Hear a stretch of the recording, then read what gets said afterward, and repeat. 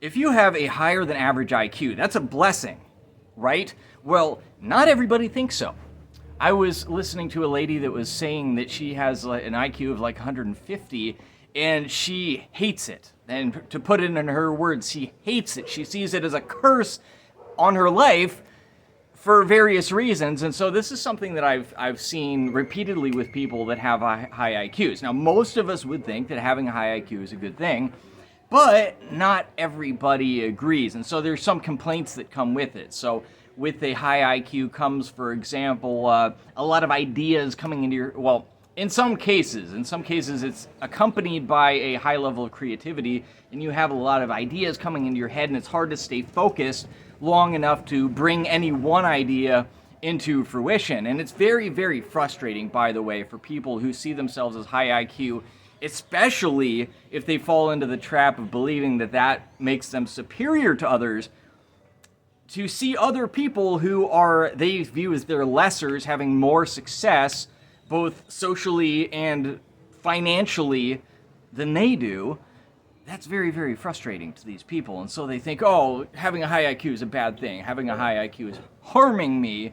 And I feel anxiety, and I have all these ideas in my head, and I can't focus, and I can't relate to normal people, so I can't have a social life, and I can't attract the opposite sex, and people are intimidated by me, and there's all these different things that people complain about having a high IQ. And so I understand this because, I mean, I've never had it reliably measured, but I think my IQ is significantly above average. But to hear people complain about, well, people complain about just about everything, right? So my position on this is that having a high IQ is unequivocally a good thing. It is absolutely a blessing, but it does require certain discipline to be able to manage it properly, right? Just like people complain about being beautiful because now they have more people chasing them and more people bothering them when they're walking in the street. And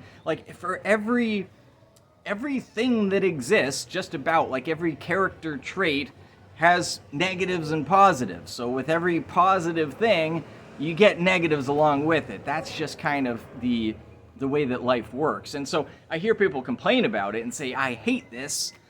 And to me, it's kind of lazy. To me, it's just lazy. It's almost like, I think the analogy is that you have a really, really fast car.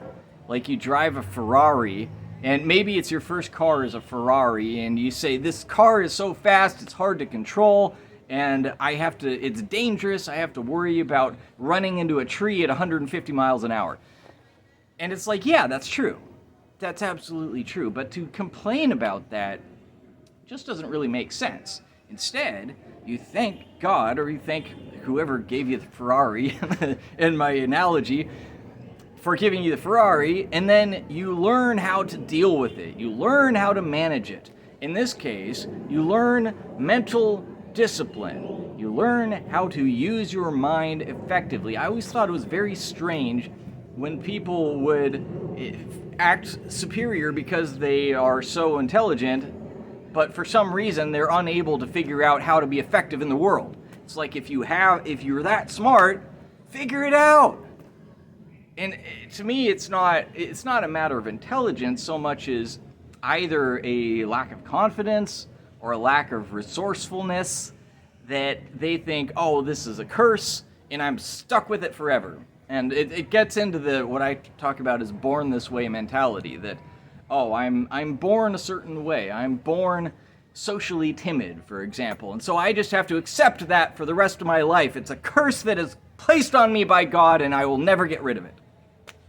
That's how most people see it, and I think society encourages this. And the "born this way" motto is something that comes directly from a mainstream pop song, and society very much wants you to believe that every character trait, every personality trait that you have is something that you were born with, and therefore stuck with forever, and there's nothing you can do. Very disempowering and very untrue. Just about anything any social trait that you have can be changed. Any personality trait that you have, if you don't like it, Don't put up with it. Change it. Find a way. If you're not good at social interactions, then learn the skill of social interactions. If your brain travels a mile a minute and you have all these ideas, but you can never focus long enough to actually bring one into fruition, then learn to focus.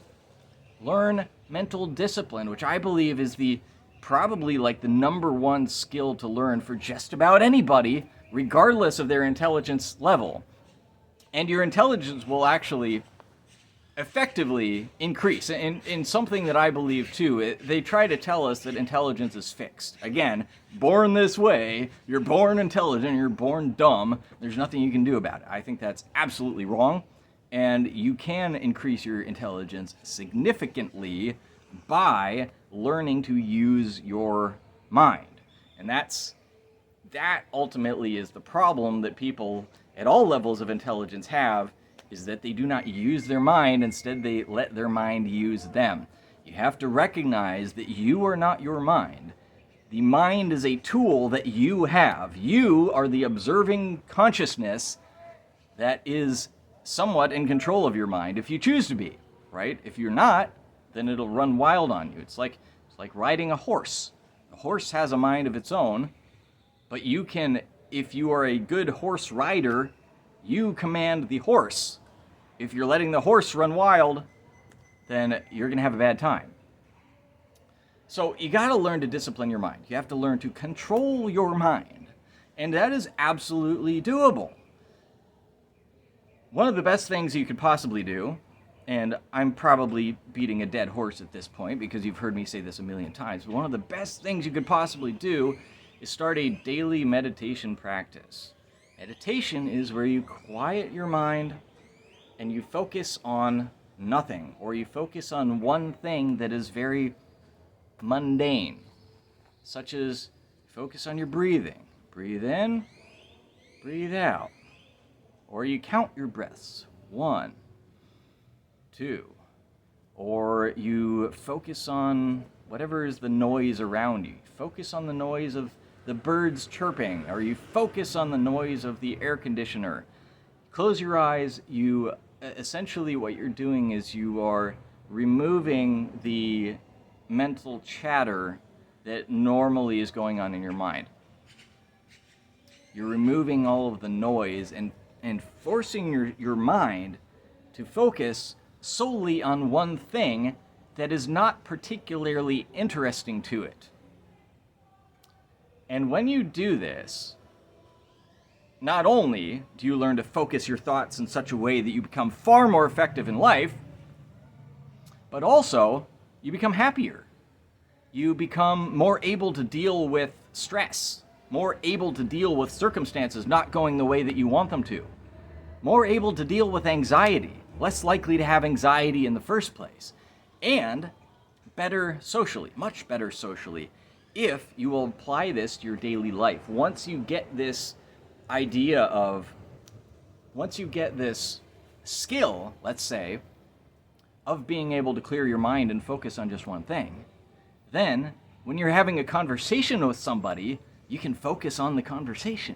You can focus on the person. You can stop letting your mind chatter about how your hair looks and how your posture looks and whether or not you sound intelligent and whether or not, like, where you are in the status hierarchy compared to this person and how your body language is and all the other crap that let people occupy their minds instead of the thing that they should actually be focused on. They did a very interesting experiment where they took a bunch of groups of people and they gave them a task where they would build a tower using, I forgot what exactly, like toothpicks and marshmallows. And so they did this experiment with a group of lawyers, a group of MBA graduates, a group of CEOs, something like that, like various different groups of adults, and then one with a group of kindergarten children. And the goal was to see who could build the tallest tower within a set amount of time. And the result was that the kindergartners won. The kids beat all the groups of these who should have been the most intelligent adults. And what happened was that the conclusion that the psychologist came to was that the adults were ineffective because their mental bandwidth was mostly taken up by status jockeying and figuring out who's supposed to be the leader and who's taking directions, and figuring and like saying, oh, I have an idea, but I'm not sure if I have the social status to be able to express it to the group. And all this garbage about social hierarchy was what the majority of the adults' brain power was going towards, whereas the children were focused on the task. They just wanted to build a tower. And so, naturally, the children that were focused on building the tower did the best job of building the tower. And they just contributed as they felt like contributing. They didn't think about how the social hierarchy was and who was allowed to speak at what time and who was the leader and who was the follower and all this stuff. So if you can learn to have that childlike presence, then that will serve you in just about everything. And then if you happen to be blessed by God with a high IQ, or you have earned the high IQ by doing the things that develop it, which again I believe are absolutely possible, if that is the case, then you can learn to use it very, very effectively, but you have to learn to tame your mind. You have to learn to use it. I mean, back to the horse analogy. If you have a big, powerful horse, it may take a little bit more effort to tame that horse and make it submit to your will than if you have a weak little horse. So, my advice to you, if you have a high IQ and it causes problems in your life, maybe it causes social problems, maybe you have trouble focusing, maybe you have anxiety, if those things apply to you, then number one, meditate every day, and two, constantly monitor, and your meditation will help you with this, constantly monitor what your mind is thinking and direct it. Don't let it just run wild. Direct it to the things that are actually helpful to you. And then three is be present when necessary.